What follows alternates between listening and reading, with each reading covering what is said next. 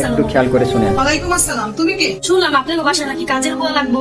আমার স্বামীটা মারা গেছে, এই বাচ্চাদের নিয়ে আমার চলতে অনেক কষ্ট হয়। কাজটা যদি আমার দিতেন আমার অনেক উপকার হইতো। এত ছোট ছোট বাচ্চা নিয়ে এসো মানুষের বাসায় কাজ করতে, তোমার কাজ করা লাগবে না, তুমি যাও। স্যার আমার বাচ্চা দুটো অনেক শান্ত, আপনি দরজার বাইরে আবার বসায় রাখবো, আমার কাজ শেষ হয়ে গেল আবার নিয়ে যাবো। দিনকাল ভালো না। বুয়া, তুমি তোমার বাচ্চা দিয়ে আমাদের বাসায় কাজ করতে পারো। আচ্ছা ম্যাডাম, তাহলে ওগুলো আমি বাইরে রেখে আসি। আরে তুমি ওদেরকে বাইরে রাখবা কেন? এখানেই রাখো। আচ্ছা চলো নিচে করতে। আর নিচে বসাও না, ওদেরকে সোফায় বসাও। ম্যাডাম এত দামি সোফা করে বসানো, পাখির সোফা নষ্ট হয়ে যাবো না। সোফা তো মানুষ বসার জন্য। মা দিয়ে যাবে বল, অনেক ফলের মধ্যে রাখিস। আসো, ভালো বাসনটি ধুয়ে পাকের ঘরটা গুছিয়ে গেছে রাখো, তারপর বলতেছি কি করতে হবে। আচ্ছা ম্যাডাম। পরে একটু আমার করে দাও। মা কিছু খাইবা? আচ্ছা বসো, আমি তোমাদেরকে কিছু দিচ্ছি খেতে। মাইশা আসো মা, নাও কলা খাও। নাও কলা নাও, নাও নাও। এই তুমি কি ঘুমাই গেছো? হ্যাঁ, কম পাইছে। তোমার সাথে না আমার জরুরি একটা কথা আছে।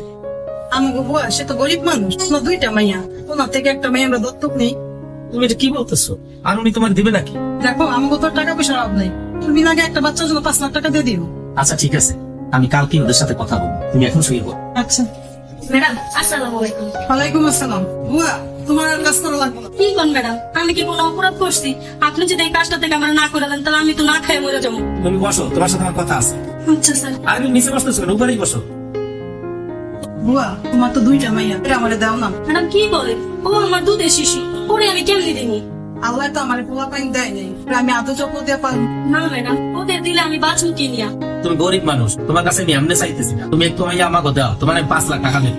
না স্যার, 5 লাখ কেন, আপনি যদি 10 লাখ দেন তাও তো আমি আমার বাচ্চা দিব না। আচ্ছা ঠিক আছে, তোমার 10 লাখ টাকাই দিব, তুমি আমার একটু আমাকে দাও। না স্যার, আমি আমার বাচ্চা বাঁচতে পারবো না, আপনি বাসা কাজও করুন না, দরকার পড়লে আমি না খেয়ে বেরোতে বাচ্চা। আম্মু আমার অনেক খিদা লাগছে, 2 দিন ধরে কিছু খাইতে দাও না, আমি খিদার জ্বালা থাকতে পারতেছি না। আমি কি করবো, আমি তো কোনো খাওয়া জোগাড় করতে পারতেছি না, তোরা আমার চাপায় চাপায় খা। তুমি আগে যে বাসায় আসলে তোমার দিলে তো অনেক ভালো ছিল, আন্টি আমাদের কত কিছু খাওয়াইতো।